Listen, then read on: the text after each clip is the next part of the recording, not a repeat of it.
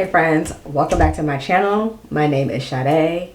As you can see, today is wash day. I don't like to say wash day because my hair is not that difficult to manage, so it's not like a whole routine.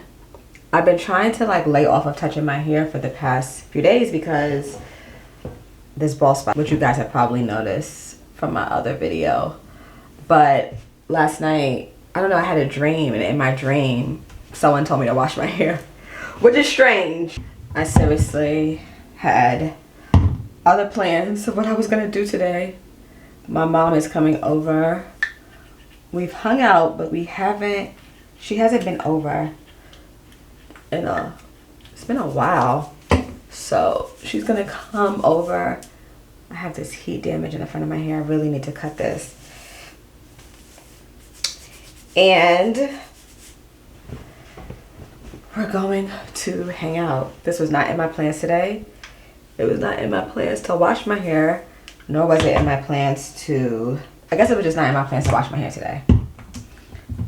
Or to YouTube today.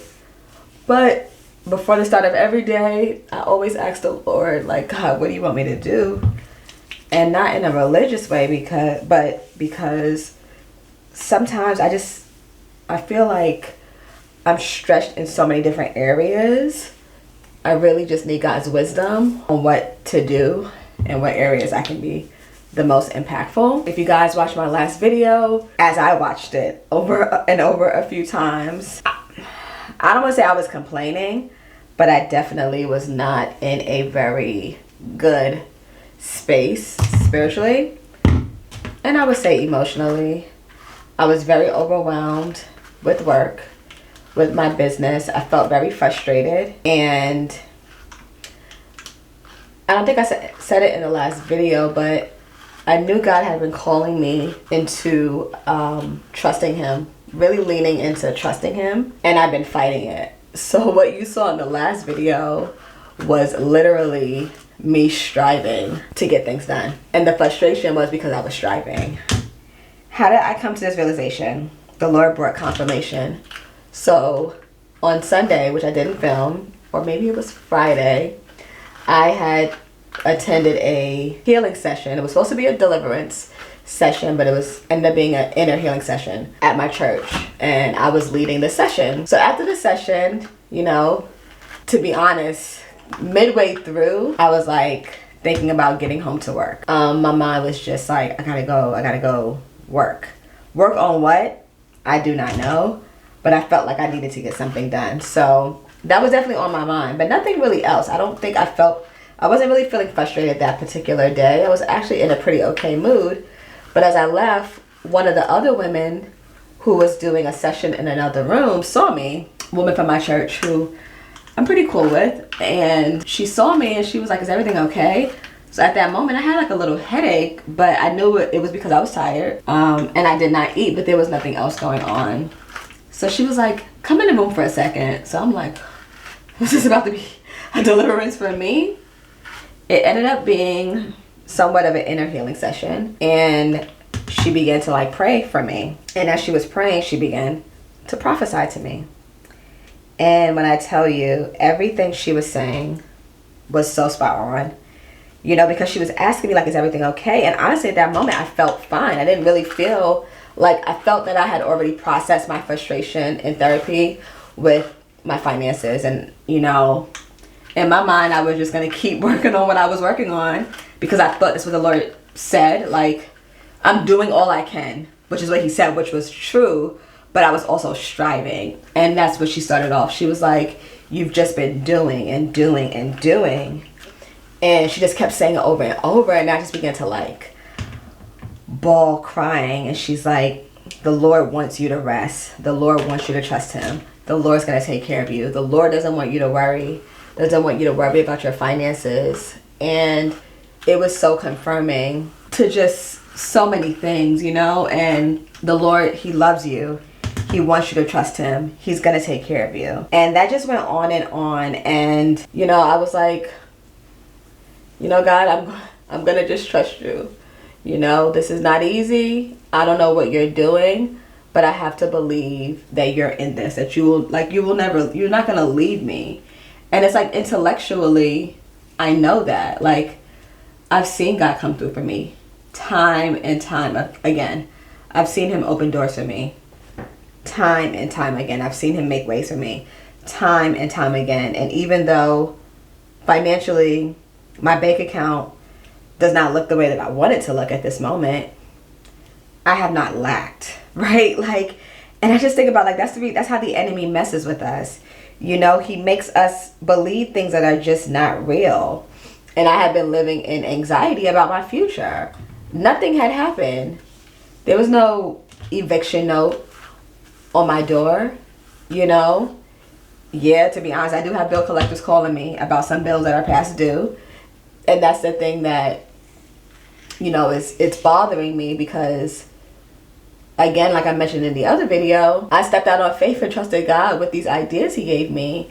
And it seemed like things came to bite me, you know, on the butt, but it's not, you know, real. And, you know, one thing that I'll say that I let go of, and I hope I'm not rambling, but the one thing that I let go of in that conversation is independence, right? And that conversation bleeded over to another conversation her and I had on Sunday after church. She still was just encouraging me and ministering to me. And it was this independence, right? And what I realized is that I really feel like I need to do it on my own. I think a lot of single women can relate to that, right? Like, it's this understanding that, well, if I don't pay my bills, who's going to pay it, right? Like, nobody's going to rescue me, you know, no one's going to do it. And that is a lie. That is a lie. And that's what the Lord showed me. What I didn't say is that after the session that I had with her, she paid my rent.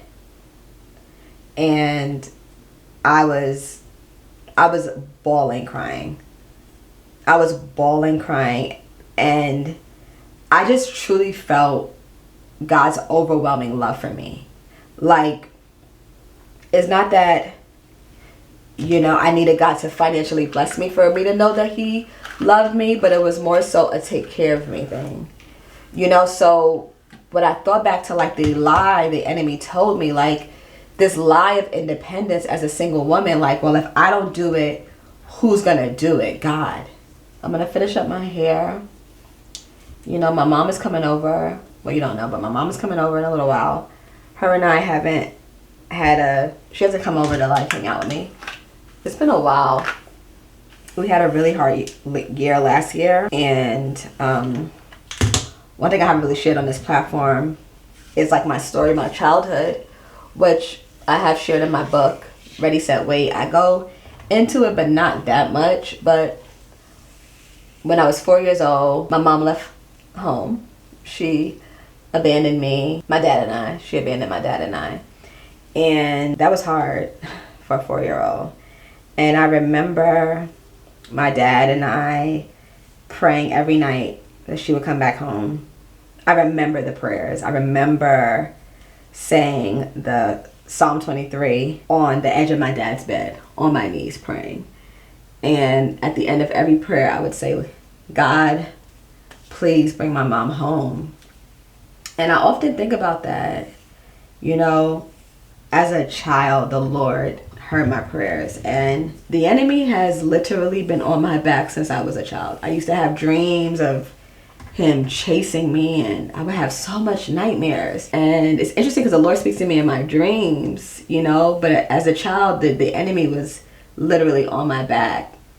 And that abandonment and rejection, it was an open door, like right there as a child. So I think maybe my story is a little different with the abandonment, but when my mom came back around at about 7, my dad at this point was dying technically from cirrhosis of the liver. He needed a kidney transplant, and he just knew he could no longer physically take care of me. So my aunt, which is his sister, eventually took me in. I would have been in foster care. And, you know, I'm grateful that my aunt, I'll never forget, she told me that she said something but I know this to be the Lord told her to take me in. Now, mind you, she had already had a son. He was 18. He just moved out the house. So she had raised her child, you know, and he was off to do great things. But the Lord told her to take me in, and she did. And my aunt raised me, and I don't even know if this is the appropriate time to go through what that was like, you know, living with my aunt and dealing with some of the things that she struggled with, alcoholism. I was emotional abuse from her boyfriend and ridicule daily, and both of them were alcoholics. And if you live in the home with the alcoholic, is I don't even have the words. Like, I don't even know. And I haven't even really talked about this, so I'm just like thinking about it. You know, it was very difficult because my aunt would pick fights with me almost every single day. And I dealt with being rejected, abandoned by my mom, you know, which technically was rejection from my mom, abandonment and rejection from my mom, to then my dad abandoning me, even though, you know, it wasn't his fault that he got sick, but he couldn't take care of me, to then living in a home with an aunt who was an alcoholic, who was always drunk. So I never got the attention. Like, I raised myself. Like, she made sure that I had food. She made sure that I was clean. She made sure that I had a roof over my head. She made sure she paid the rent. But as far as like learning how to be disciplined and, you know, going to school and doing my work, like if I didn't want to do anything, I didn't really have to, because she wasn't really checking for those things. You know, it was me. I just became responsible for myself, you know, emotionally, financially, of course, taken care of, but like my emotional needs being met.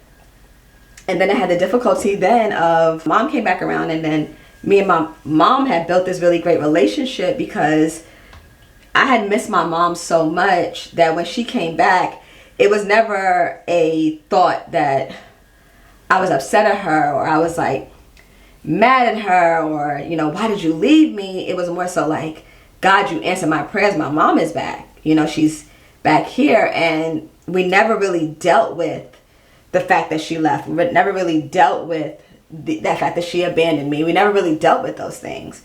You know, I just was like, you're back. Like, let's do this. And I was just so happy to have my mom back in my life. And my aunt, who, you know, she raised me. Like, granted, she did what she could, because she had her own personal struggles, you know. I don't want to take away from the fact that she did what she could. And I feel like a lot of us say that, you know, when we deal with trauma, especially, you know, Black families. She did what she could, but she couldn't understand, like, how was it that I could just accept my mom back in my life, and I guess in her mind not hold what she did against her. And I just couldn't. I don't know, something in me just couldn't do it. So she resented my mom, and I had to live with that, you know. So I wanted to live with my mom. Like, when my mom came back in my life, she gave me the option of you know, do I want to live with her? She would make space for me. And because I was afraid of my aunt would reject me and be mad at me, I was like, you know what? I'll just stay with Nene. And I had to deal with that, you know, going back and forth from my mom's house to my dad's house to my aunt's house, and just living. They all had different ways of living, different rules, different expectations. They all had issues with one another, and I had to like defend, you know, one against the other. And it just was a lot. It was a lot. And the Lord truly kept me, because things could have been way worse than what they were. So I say a lot to say, when I turned 26, I was at church. It was Mother's Day. I was at church, my first church. At this point, I think I had been saved for a few years. And it was Mother's Day, a typical Mother's Day service. And I was sitting in service, and I don't know what happened. I don't know what I saw. I don't know what happened. But all of a sudden, this overwhelming sadness came over me. And the Lord was showing me like I never forgave my mother. And it was strange to me because I was like, I did forgive her. I love her. Like, we have a great relationship. You know, we built a great relationship, but I never forgave her. I never addressed what she did. I never gave myself the space to consider. It was just acceptance without considering and thinking about it. And it was in that moment that I just started bawling. I just was bawling. And it was just the saddest thing for me. Like, it was so, I just felt such an overwhelming sadness. I felt the abandonment of my mother. I felt the rejection, you know, and it was strange because, like, again, we had built this relationship, but we never dealt with it. And what I'm now learning in therapy, where I thought I handled situations great, right? Like, I was like, you know, as a child, I handled everything well. Like, I was able to navigate really tough things and I had this resilience. What my therapist said is, you never handled it. You just put these things in a box and put them on a shelf. I did. I did that to protect myself from having to deal with the emotions of things. And I never dealt with that with my mom. So from 26 to like 26 to like my early 30s, it was rough with my mom and I. Like, I addressed it. I remember I first went to her and I said, I gotta talk to you about something. I told her what happened. I said, I never forgave you. And she got really defensive. And she misunderstood what I said, you know. And as I replay back that conversation, I don't really know what she understood it as. But she got very defensive. And that turned into, it just was a lot for me. You know, it was like, I wasn't emotionally supported. There was no accountability there. And I just swept it under the rug. And I was like, well, I do forgive you. It's not that I don't forgive you. I'm not saying that I don't forgive you, but I never got a chance to really address what you did and forgive you. We put that in a box and put it on the shelf. Until my mom got sick, 2021. And we went through hell together. This was after my aunt passed, which I'll get to that story a different day. My mom and I went through, it was like God was bringing everything to the surface, everything to my awareness, everything to her awareness. The shame, the guilt she carried, the abandonment I dealt with, the being emotionally abandoned and not supported and not cared for, and the overcompensating and the codependency, like just all those things the Lord brought to the surface. And because she was sick at that time, it was a spiritual test. I won't say spiritual attack, it was a spiritual test in that I was afraid my mom was going to die. She thought she was going to die. At first I knew she was going to be okay. But then because of the symptoms, I started to just doubt. I just lost my aunt. So I was already dealing with the fact that I felt the Lord let me down with my aunt passing, which I'll share that story later. And then my mom got sick right after. And I was starting to see like some of the same symptoms. And it was, oh my goodness, it was such a hard season for me. Like, it was so hard. I thought I was going to literally lose my mind. There were days I couldn't get out of bed. The weight was so heavy. There were days I would call my mentor, like, please pray for me. Like, I thought I was really going to lose my mind. There were days that I wanted to unalive myself because the pain was so hard. And I remember calling my best friend one day, like, girl, I just wanted to really unalive myself, plan in my head and everything. And she just talked to me because I was having flashbacks of my aunt passing. It just was too much. And after going back and forth with my mom and the codependency of her sickness and her leaning on me and me wanting to be there and wanting to help her and help her go through her inner healing and all of that, and dealing with the anxiety and the fear, and me lying to me every day. Like, I would just be going about my day. He's like, today's your mom's gonna die. I'll just be cleaning my house. Your mom's gonna die.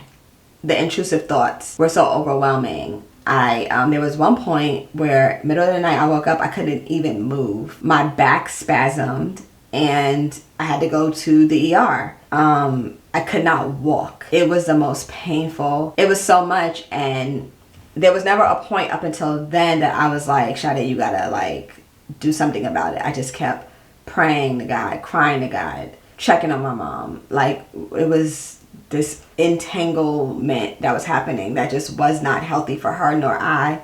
And it was one day where the Lord, he gave me a dream. God speaks to me in dreams. And in the dream, because at some point I told my mom, like, not at some point, there was multiple times where I told her, like, this is too much for me. Like, I watched my dad die. I was there for my dad when he passed, you know, which is, again, another story. My aunt, same. And now I'm going through the same thing again. I'm like, this is too much for me. And it was like my mom was not getting it. She was not understanding. And there was like this tension where I just wanted to go off, but I couldn't because I had to be understanding that she was sick and I was afraid. And it was so bad. And one day the Lord came to me in a dream, and in the dream there was a guy in the dream, and my mom and I were like arguing back and forth. And I just fell back in the guy's arms, and he like embraced me. And it was the most peaceful embrace that I've ever felt before. And then I got up out his arms and I started arguing with her again. And then I fell back and he embraced me. And it was the most, I've never felt such a peace before. I could still feel how I felt in that dream when I woke up, and the Lord was like, you got to cut it off. You have to cease all communication with your mother. And that to me was hard. It was difficult because every day, if I didn't hear from her, if she didn't call, the anxiety, the fear, the worry. So to go from that to no communication at all was really me leaving it in God's hands. I did that, and we did not speak for months. And I explained to her, you know, I had to do it. She didn't understand. When it was finally time for us to come around and talk, there was a lot there. A lot of conversations that were had. A lot of things came up. A lot of things she just didn't understand. And I was like, the Lord's going to have to minister to her. In that time, I wrote her a letter. And in the letter, I just laid it all out. I laid everything out because I felt like she wasn't hearing what I was really saying. And since then, the Lord has really been doing a work in our relationship. He's been faithful. He's been so faithful to healing my mom. You know, it was spiritual. Like, I knew everything just 180'd in her health. She got help she needed to get, you know, emotionally, mentally. I got the help that I needed. She surrounded herself with a community of other women that will pour into her. I leaned into the community that I had, and we've been really working hard in our relationship. We've learned so much. We went from beautiful, amazing to hard, difficult, to beautiful, amazing to hard, difficult. And we both have such a passion for women and daughters. And I'll say, like, I've learned what it means to honor your parents. My dad, him and I went through hard things. My aunt, her and I went through hard things. My mom, her and I went through hard things. But through it all, I honored them. I set my boundaries with all of them. I advocated for myself when I needed to, but I honored them. And I see how the Lord honored our relationship because of that. So, as I like to say, this is definitely not on my plans to do today. I was not going to wash my hair. I was not going to make this video. I was going to make a video of just her and I, you know, hanging out and doing our thing, but I guess the Lord had other plans, clearly. I really wanted to work. I have like an hour now, maybe an hour to get some work done. And I need to pray on what that's going to be. But I pray that this encouraged someone who's watching. It's a longer video than I thought it was going to be. So I probably will leave this here. Or maybe I'll put clips of my mom and I together. This was definitely longer than I thought it was going to be. But I know this is going to encourage someone. Like, I know this is going to help someone, because when I look around, a lot of my friends, adult friends, it's stuff with their moms. It's stuff. And the Lord wants to heal in those areas. He does. He wants to reveal. He wants to heal. He wants to uproot. He wants to refine. Ultimately, what the Lord wants to do is break generational curses. And I knew that's what the Lord wanted to do with me, with both my parents being addicts, and me going through trauma, and the Lord preserving me to where it wasn't me. And them both dealing with, you know, my dad dealing with being abused, my mom dealing with being abandoned and rejected by her mom, and the Lord says it stops with me. He told me that years ago when I first got saved, and I thought like it was gonna be this whimsical, magical moment, but it's been work. But we have the tools, thanks to the power of the Holy Spirit, because we cannot do this without God.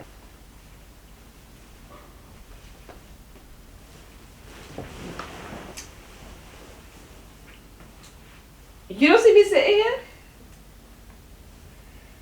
And it begins. You don't see me sitting here?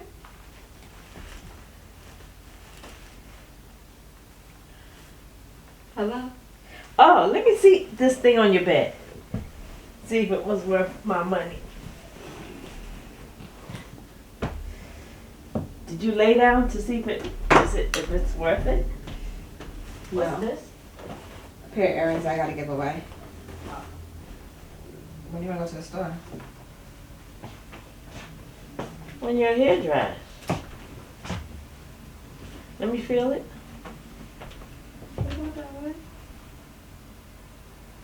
It is wet, Sade. It is wet. You ain't going outside without a hat on your head, are you? Yes, do I wear hats? You going outside like that with your head? No, it's too cold.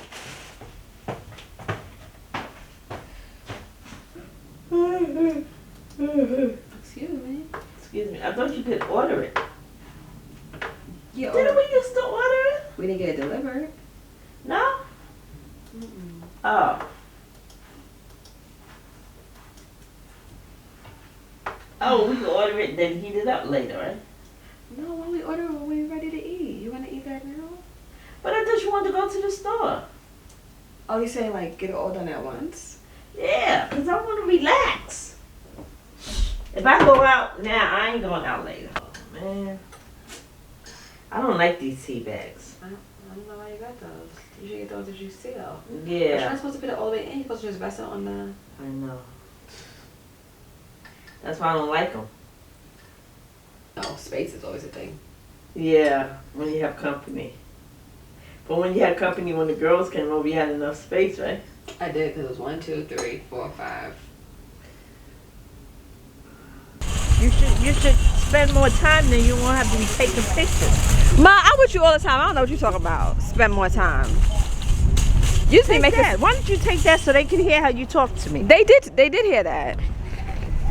Talk about spend more time. I do spend time with you. Oh, it's windy. I gotta go back. It's too cold out here. I know they said it's gonna be windy. Oh no. You didn't hear Siri say windy? No, and my feet are cold. We gotta turn around. Your feet are take your camera with me on my cruise? Absolutely not. Go ahead. Go ahead. You don't need my camera. You have your phone. But my phone will be taking good pictures. Yes, it does. iPhone takes amazing photos. The only reason why I don't use my iPhone is because I don't have space. Hmm? The only reason why I don't use my iPhone to do this is because I don't have space. But how come I'll be taking my pictures don't be coming out? Yes, they do. What are you talking about? Your photos are coming out perfectly fine. I asked you if I could have your camera and you give me an excuse for my camera taking good pictures. It does take good photos. I asked you if I could borrow your camera. The answer is no. Is that okay with you? It sure is. When I go to Hawaii, I'm gonna get me my own camera. You gonna buy a camera? You gonna borrow? 1,500. Nope. 1,500. 1,500 what? I'm gonna buy me a nice camera. What you need a $1,500 camera for? Because I choose to buy one for that amount of money. That's why. Okay. So you say. And no, you can't. Can you borrow it? Absolutely not. Okay. You can borrow my film camera. What's this gonna be? That's been like that. Huh? That's been like that. Oh. You wanna borrow my film camera? Nope. Absolutely not. You can borrow my film camera.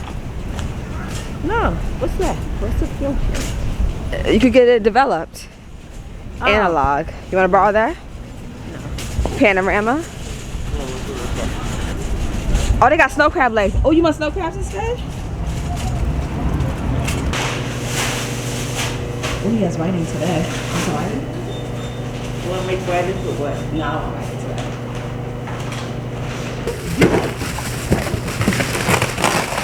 Oh, those look good. Oh, wow. Oh, he said frozen. I thought he had fish. Yeah, you can process, you can already cook. Yeah. Oh, you can still cook them though, right? Yeah, you gotta heat out. Oh, yeah. Yeah, but not too long, you know, because it's already cooked. You got a big smile on your face. Yeah, because you ate and you gave to your friends. You got parsley? So you can just do butter and parsley on mine. Season it. Ah, that's like $40. 41.12. It's a lot of money. Refine those expensive crab legs. Yeah.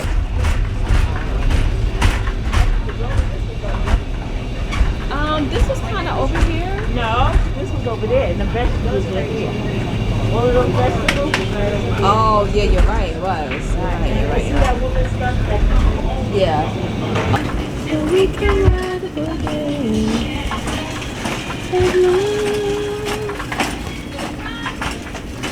Thank you. Oh, you need orange juice. Yep. Oh, it's on sale too.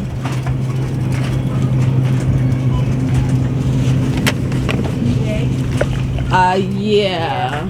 I have 4 eggs left. But you always eating eggs. I am.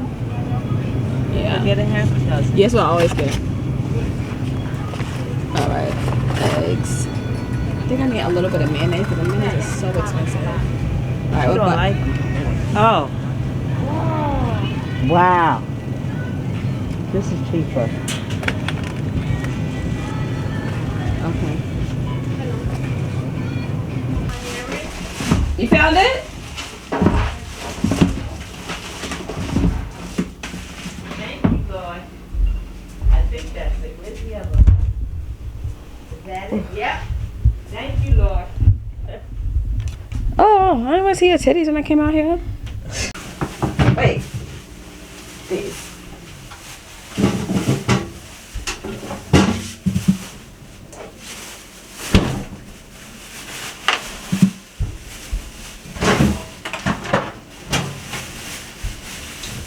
Last time I...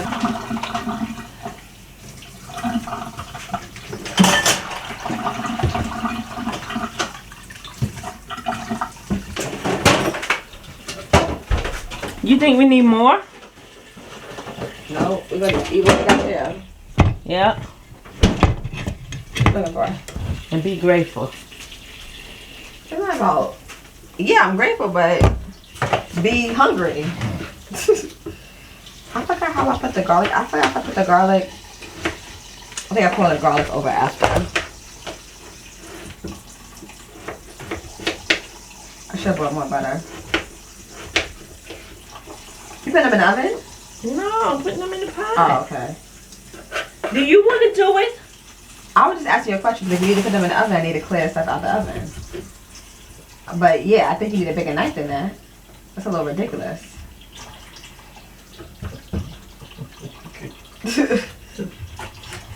You don't like a lot of seasoning in yours. So.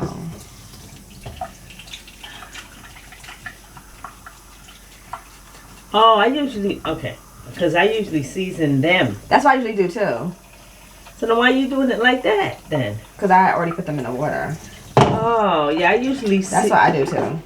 season them. And then, because it's not going to have no flavor. I know, that's what I do. But I was like, alright, I'll just season the water since I already.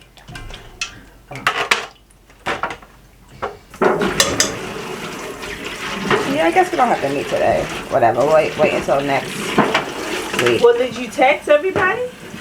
Oh, that's on him. That part's not on me. What's that?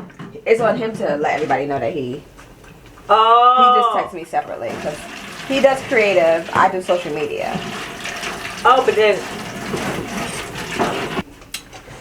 And.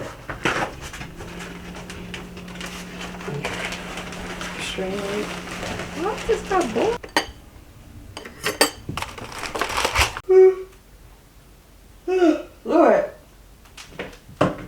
So the girl didn't show. No. Wait a minute. She's the one that's supposed to be. It's you. She's interviewing you. Well, it was But, supposed to be an interview. I'm the one who asked for the call. I was like, oh, let's hop on a call to chat. So it wasn't like, I guess she would have just went via email like I was told. She just asked for my rates. Ah, but you wanted a call, Yeah, so that you have questions that Right, you want to and ask. I get a better understanding of what you need so I can give you a better rate. So like, it feels like 0 degrees out here in March. They got some chickens just sitting up on there. I don't eat that no more. Oh no. And they got a grade, because they've been having a grade pending for a while. Oh. We are on our way to do some little errands. I had a call at 9 o'clock that you heard someone did not show up for. I had a call this morning at 9 o'clock. A gratitude meeting with my tribe. Sisters that have my back. Yeah, I'm glad you have that. Yeah, I'm glad Phyllis started it. Yeah. It's definitely rewarding, because it makes you stop thinking about, just stuff that you're going through. Focus on gratitude. When you focus on gratitude, you focus on the grace of God and His mercy, in spite of the circumstances. Amen. What are you grateful for? Well, I said that I'm grateful that For your daughter? I did say I know. I'm grateful that you heard me. No, I didn't hear you, but I know you I always said- say you're grateful for me. Yes, I said I'm grateful that, I'm over spending the night and the day with my daughter, and that I'm showing up differently in our relationship. And You she's are. showing up differently in the relationship. So I'm grateful that God has restored. It's still restoring the relationship. Yeah. How are you showing up differently? Taking the cotton out of my ears and sticking it in my mouth. So I'm doing more listening. You are. Not judging and accepting whatever it is that you do in your life. Because That I is don't have all the answers. That is That's true. How are you showing up differently? I'm being more expressive. I step back and not trying to taking the role of daughter and not the role of daughter fixer, healer, mender. Just being daughter, taking that role. I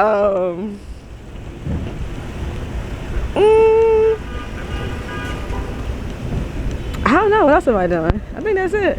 I don't know. I'm letting God be God. Okay, you gotta Trusting answer. God. But I mean, you can also share what you observe. Because I can share that I observe you leaning into your community and taking from them and, pouring into what we have. I definitely noticed that. You know what I mean? Mm-hmm. I feel like having that sisterhood for you has been helpful.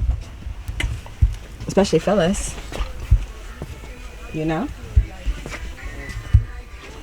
Women your age that Getting you closer to could. God, she helps me just, focus on, who has all the power, who does everything. Right. God. Thank you so much for tuning in. I pray that this encouraged you. I pray that it brought revelation, that it unlocks a door in your life to where the Lord can now come in and pour out His love and His healing in this area and give you the wisdom that you need in order to break those generational curses in your bloodline so that it can stop with you too. God bless.